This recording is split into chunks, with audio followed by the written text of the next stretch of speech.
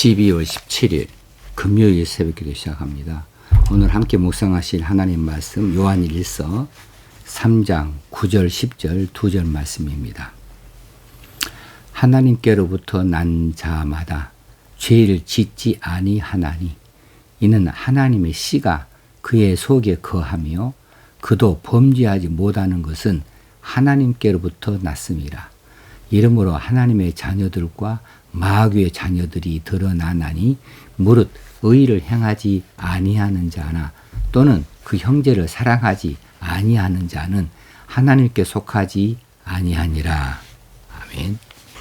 네, 어제 살핀 8절에서 죄를 짓는 자는 마귀에게 속하였다라고 이렇게 말씀했는데, 그것을 이어서 오늘은 오늘 9절 말씀에서는 그 반대 이야기를 하고 있지요.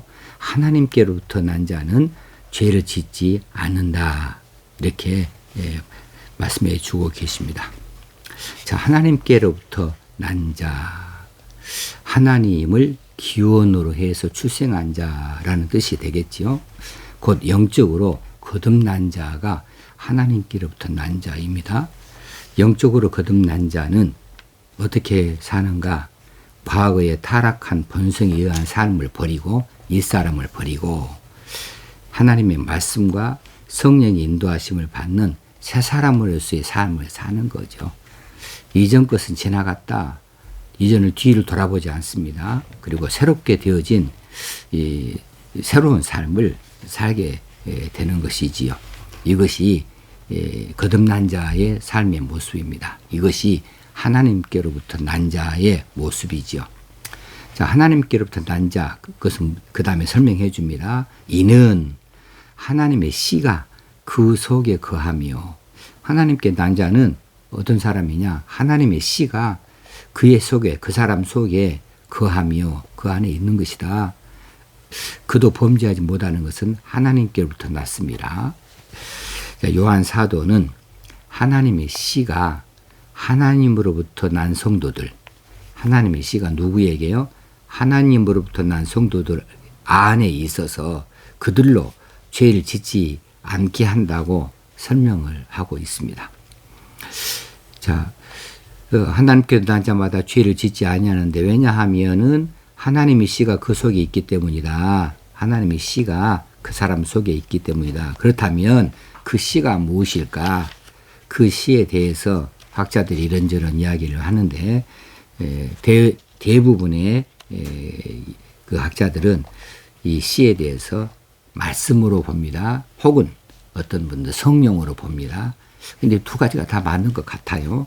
자, 이 씨를 말씀으로 볼 수 있는 근거는 베드로전서 1장 23절이나 야고보 1장 18절에서 보듯이 성도의 거듭남에 대해서 말할 때에 썩지 아니할 씨, 곧 살아있는 말씀으로 났다고 이렇게 설명해 주심으로 씨하고 말씀을 일치시켜 주어요.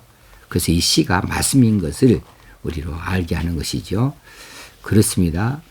하나님 말씀 없이 거듭남이 없습니다. 중생이 없습니다. 하나님 말씀을 심령에 받아들인 자만이 거듭남, 중생을 얻을 수 있는 거죠. 새 사람이 되어질 수가 있는 거죠. 자, 씨라고 하는 것은 생명력을 품고 있는 거예요. 이 씨가 이제 발아되어져서 싹이 트게 되어지고, 그리고 잎사귀를 내고 가지를 내고, 그리고 꽃을 피우고 열매를 맺는 거죠. 씨라고 하는 것은 생명력이에요. 그래서 이 하나님의 씨가 그 사람에게, 그 사람 속에 들어가 있는 것, 그것을 우리가 해석할 때 이것은 맞습니다. 말씀이 그 사람 심령 속에 새겨져 있는 것이다. 그 생명의 말씀, 그 생명의 말씀이 그 사람의 심령 속에 들어가서 새 생명을 불러일으키는 거죠. 이것이 거듭남이라고 하는 거죠. 그래서 여기서 씨를 말씀으로 보는 견해를 봤고요. 또 한 가지, 이 씨를 성령이라고 보는 견해가 있습니다. 이 근거는 요한복음 3장 5절에서 8절까지 해서 예수님과 니고데모의 대화의 내용 가운데 나오지요. 니고데모가 내가 어떻게 영생을 얻겠습니까? 했을 때 마음을 다하고 뜻을 하나님을 섬기라 뭐 했더니 니고데모 내가 어릴 때부터 다 지켰습니다. 그러니까 예수님이 하시는 말씀이 사람이 진실로 거듭나지 아니하면 하나님 나라에 들어갈 수 없다. 여기서 거듭나고 난다고 나오지요. 그랬을 때 니고데모가 아니 어떻게 모태에서 다시 태어날 수 있습니까? 라고 현실적인 육체적인 부분으로 그 해석에서 말했을 때에 예수님께서 말씀하십니다. 성령으로 말미암지 않고 거듭날 수 없다. 성령으로 거듭남에 대해서 말씀해 주십니다. 그래서 여기서 거듭남은 성령, 이 씨는 성령으로 해석할 볼 수가 있는 것이죠.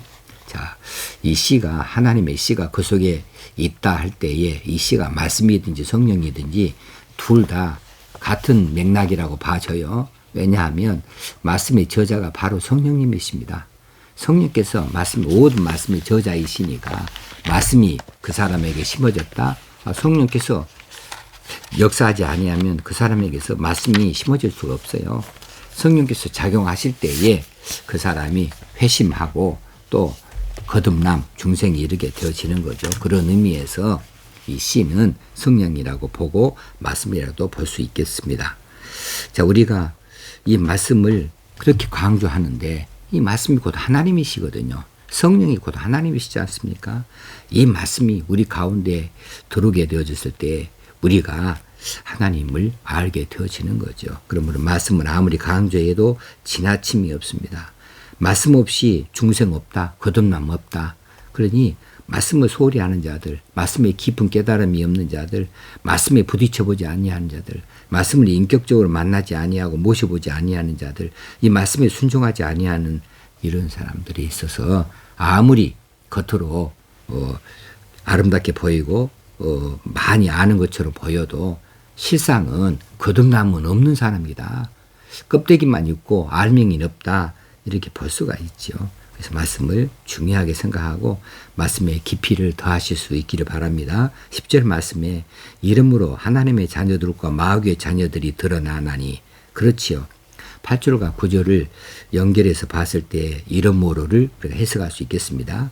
죄를 짓는가 안 짓는가로 그 사람이 하나님의 자녀인가 마귀의 자녀인가가 판명되어진다는 것이지요. 하나님의 자녀들과 마귀의 자녀들이 드러나나니 드러나게 되어진다. 구별되게 된다. 하나님의 자녀들과 마귀의 자녀들에서 자녀라고 하는 말은 테크논, 이 앞에서 한번 또 살핀 바가 있습니다. 테크논을 사용했는데 테크논은 1차적으로는 혈연관계 쓴다고 그랬어요. 혈연관계. 더 나아가서는 혈연관계처럼 친밀한 관계를 갖는 이런 사이에서 이 테크논을 사용할 수가 있습니다. 그래서 스승과 제자 뭐 이렇게 말할 수 있겠고 하나님의 자녀들에게서는 거기서 해석을 할 때 이 자녀들의 해석은 혈연 관계로 해석한 것이 옳겠다 싶습니다. 왜냐하면 하나님과 그 백성들, 그 자녀들 사이에는 하나님의 씨가 그 안에 들어가 있으니까 하나로부터 태어난 사람들이죠. 그러니 혈연 관계로 자녀들을 해석할 때 혈연 관계로 봐도 좋겠다 싶은데 반면에 마귀의 자녀들을 할 때에는 마귀에서 태어났다. 예, 처음부터 마귀가 그렇게 자녀를 생산할 만큼 그렇지 못해요. 그러면 여기서 뭘로 해석을 할까? 혈연 관계처럼 친밀한 관계이니까 추종자쯤 되겠습니다. 마귀를 추종하는 자. 마귀 하는 것들이 옳다 하면서 박수치면서 그냥 미친 듯이 따라 나서고 그렇게 수종드는 거 이것을 추종자라 이렇게 말할 수 있으니까 마귀의 자녀들이라 할 때는 혈연관계의 그 테크논을 말할 것이 아니라 추종자로서의 테크논으로 받아들이는 것이 어떨까 하는 생각을 품어보게 되어집니다. 자, 마귀에 속하여서 그 명령을 따르는 추종자들은 결국 하나님을 따를 수가 없죠. 두 주인은 섬길 수가 없는 거니까. 빛과 어둠이 동시에 있을 수는 없는 거니까. 그러니 마귀의 자녀들은 하나님께 불순종할 수밖에 없는 것이고 불법을 저지른 자들이 될 수밖에 없는 거죠. 자, 중간지대는 없습니다. 중간은 없어요. 기독교는 중간은 말해본 적이 없어요. 항상 천국과 아니면 지옥이고 믿든지 불신든지 둘 중 하나이지 두 가지는 없는 거예요. 여러분은 어느 쪽입니까? 하나님의 자녀입니까? 마귀의 자녀입니까? 아니, 나보고 감히 마귀의 자녀라고? 그래요. 하나님 자녀가 아니면 마귀의 자녀인 거예요. 그러면 나는 여기도 아니고 저기도 아니다. 그럴 수는 없는 거예요. 그러니 우리가 하나님의 자녀에 편입되어져서 중생에서 거듭나서 확실하게 하나님의 자녀로 합당하게 살아야 되는데 이건 어느 정도 모습을 볼 수 있다 그 말이에요. 왜냐하면 그 사람의 삶에서 드러나게 되어지니까. 드러나게 되어져요. 그게 이 다음 구절입니다. 무릇 의를 행하지 아니하는 자나 또는 그 형제를 사랑하지 아니하는 자는 하나님께 속하지 아니하니라 했습니다. 자, 드러난다 이 말은 파네로스인데 숨기웠던 것이 밖으로 알려지다라고 하는 거예요. 숨겨진 것이 밖으로 알려져요. 언제 그렇게 되어집니까? 하나님의 자녀, 마귀의 자녀는 최후의 심판의 자리에서 완전하게 구별되어져서 드러나게 되겠습니다. 알려지게 되겠습니다만은 그런데 오늘 본문의 해석을 현재 시점으로 해석을 하는 것이 옳아요. 왜냐하면 현재 직설법 동사 ST인이 다 같이 파네로스하고 같이 붙어 다니니까 현재라고 하는 것을 말해주고 있습니다. 그렇다면 현재 이 시대를 살아가는 우리 현재 삶에서 과연 하나님의 자녀인가 마귀의 자녀인가가 밝히 드러나고 있다고 하는 겁니다. 드러나고 있음을 말해주고 있는 거예요. 자, 그러면 의를 어떻게 그것을 알 수 있는가? 의를 행하는 거죠. 의를 행하는 자인가 아닌가? 혹시는 형제를 사랑하는 자인가 아닌가? 이것을 보면 그것을 보면 하나님께 속하였는가 마귀에 속하였는가를 구별할 수 있겠다. 이 말씀을 오늘 우리에게 해주고 있습니다. 이러므로 하나님의 자녀들과 마귀의 자녀들이 드러나나니 무릇 의를 행하지 아니하는 자나 또는 그 형제를 사랑하지 아니하는 자는 하나님께 속하지 아니하니라. 이 말씀을 오늘 또 우리 마음에 담고 순간지대는 없으니까 둘 중 하나니까 나는 적극적으로 하나님의 자녀다. 칭찬받는 하나님의 자녀다. 열심히는 하나님의 자녀다. 이렇게 하려면 부정적인 계명만 지키는 것이 아니라 긍정적인 계명도 지켜야 돼요. 소극적인 계명만 지키는 것이 아니라 적극적인 계명도 지켜야 돼요. 그러면 긍정적이고 적극적인 계명이 무엇이냐 하면 하라예요. 하라. 하지 말라만 지키는 것이 아니라 하라를 지켜야 돼요. 자, 거짓말하지 말라. 나는 거짓말 한 적이 없어. 참 나는 의로운 사람이야. 나 도둑질하지 말라. 나는 도둑질 한 적이 없어. 근데 이것은 전부 다 소극적인 겁니다.